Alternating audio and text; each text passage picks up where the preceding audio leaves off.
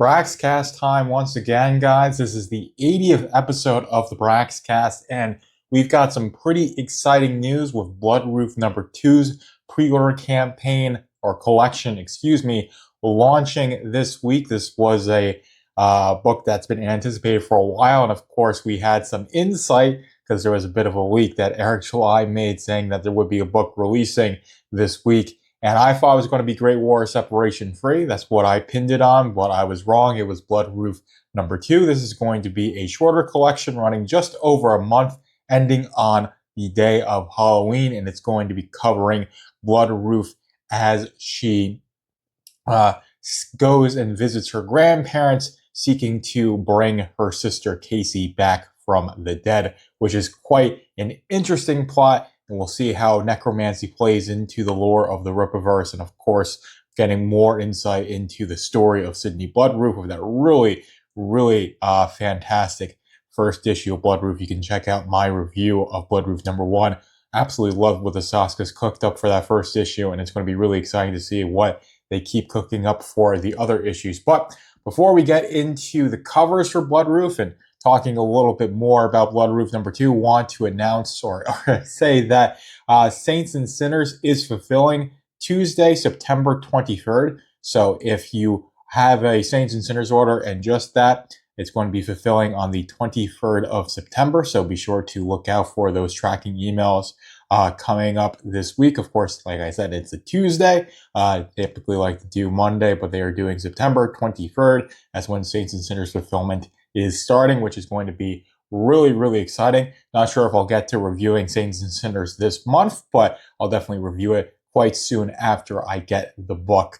And I'll, of course, review it as I've done any anthology where I just give my short little blurb on each individual story, of which there is, I forget exactly how many, but there is a good amount. This is, I think, a bit around 100 pages of worth of short stories. So it's going to be really exciting to delve into Saints and Sinners and see what this team of writers and artists has in store for us. But the wait is not that much longer for the Saints and Sinners.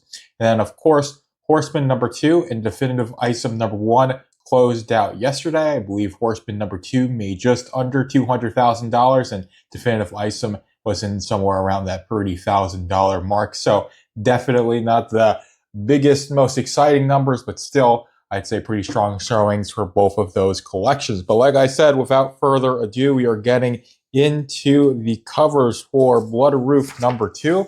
So this is, of course, one of the covers that was revealed, or I think the only cover we had revealed of Bloodruth number 2. And this is, of course, cover A by Wagner Reese and Marcos Martins. Absolutely fantastic cover. Like I said, you've got this real undead theme here. So there might be like zombies. Let's see these consequences of necromancy. Is she going to be able to avoid her sister, her mother, whoever she brings back from the dead that she wants to be actually alive, ending up something like this? Well, I guess we'll have to read and find out. But this is definitely a fantastic cover.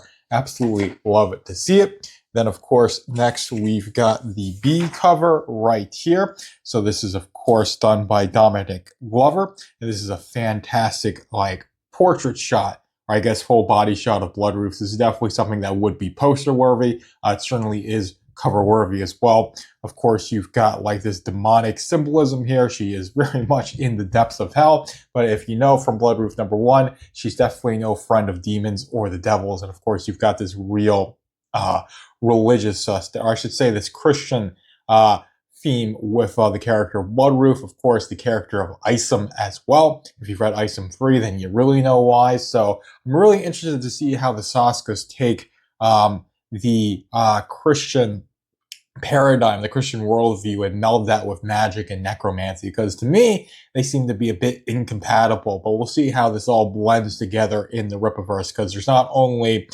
magic, there's, of course, other gods like Neptune and Norse gods like Valadan, and of course, Sakari is representative of African mythology. We've got like basically nothing on that, and I don't think we will until we get Norfolk number 2, because that first issue is going to be focusing on Valadan and his story with Jotunheimel, if I'm getting that correctly. So it's going to be really interesting to see how Christianity melds with all of this other stuff.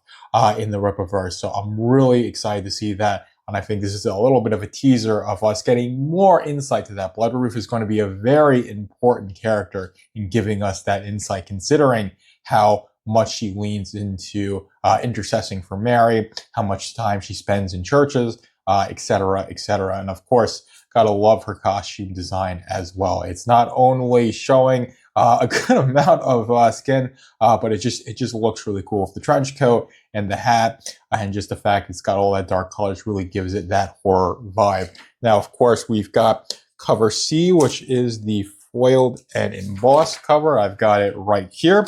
And this is by Riccardo Secchi and Macau Olivia, if I'm getting those names correctly. And like I said, this is the foiled and embossed. The face is a bit blockier. This is definitely like a more blockier, simplistic style. It's not hyper realistic. So I do like this style. Of course, this is a really gripping image. This does seem to me like there is going to be like this descent into hell. Kind of maybe she's going to try and pluck her family or whoever she can out of Hades. Really only one person who can do that in the Christian worldview, of course, is Jesus Christ. It's the entire point of the Passion, is that he conquered death. So how they're going to account for that and do this with necromancy is going to be really interesting. Maybe she tries to bring them back and she's not unable to. But we'll see exactly how this happens. Because she did say in the trailer it was forbidden magic was looked down upon. So I'm assuming, and my guess is there are going to be severe consequences for trying to usurp the will of God and trying to bring people back from the dead into the land of the living. And I think this is her facing some of those consequences right now with basically all these like undead gripping her and her basically in their clutches. This is a really gripping cover. I do really like it, even if, like I said, the face does look a bit blocky, but that it works for like the hat, I would say. But the face is like, oh, it's just a bit blocky. But some people like that. I definitely think this is a good cover overall, and the fact that it's foiled and embossed is cool as well. So then next, we've got the last, not the last cover, but we've got cover D. So for the colored books, this is the last one, and this one is done by Rod Looper and Marcos Martin. I would say this is, of course, going to be the mass print cover, and this is actually my favorite cover because you've got like the angels on one side, you've got the demons on the other, and you got Bloodruth right in the middle there. It's a really nice juxtaposition, of course, like especially like the line right here, and of course you've got the flames, and you've got that very white light. You got those doves there. I absolutely love the stylization of this. It's a really well done cover. Can't wait to see this one in person. So this is by far my favorite cover of Bloodruth. I'm definitely probably going to have this as my reading copy. But anyways, there is also one more cover to cover, and I've got, I guess, all those over there. But anyways, we've got Bloodruth #2 as a black and white edition. This is Michael Montanet's cover. This is a really nice black and white cover. Of course, a black and white cover is only fitting for a black and white book. And of course, Michael Montanet is the artist for Bloodruth #2 as well as Bloodruth #1. He did win the ISOM #2 fan art contest with a pretty epic drawing of Norfolka. They got him his gig for Bloodruth, and he really knocked it out of the park with his first issue. I'm sure he's going to knock it out of the park with his second issue. The second issue is a 56-pager, which seems to be a pretty good length that they're settling on, 56 pages. I believe Horseman #2 is going to be a 56-pager. I think Yaira #2 was a 56-pager, if I'm remembering correctly. So 56 pages, I think, is a pretty good length for these issues. Allows them to get them out a bit more quickly, and it still is significantly longer than a floppy book. So you're more justified in waiting several months between the releases rather than getting them month to month. But anyways, with all of that said, really cool that the black and white edition is being done for the fans again. People really like the black and white edition for Bloodruth #1. And while I prefer the book being colored, especially with Bloodruth #1, there is, especially in that right beginning with Cain and Abel, there's some really creative use of the color work in conveying the story.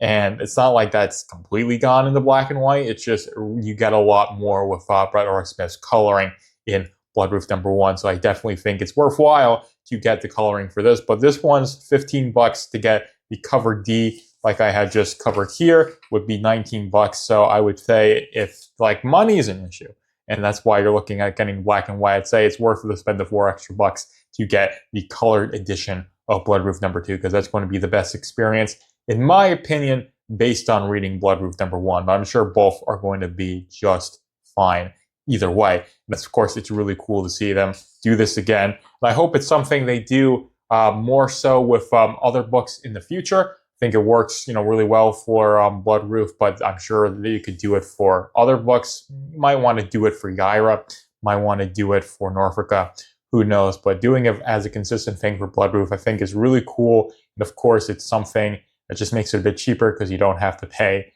for colored ink. It's cheaper to print stuff in black and white, which is why manga does it. But anyways, that's all I have for you guys today. Really, the big thing that stole the show for this week was Bloodruth #2. So really excited to be able to cover that. Of course, that sold over 2,000 books, well on its way to hitting that six-figure before, I'd say, the end of the month, and it's probably going to make somewhere around $200,000 before Halloween, but we'll see. Anyways, that's all I have for you guys in this episode of the Braxcast. Hopefully you enjoyed it. Joker is out. Thank you for tuning in to the Braxcast. Be sure to like, comment, follow, and subscribe to keep up with the Rippaverse.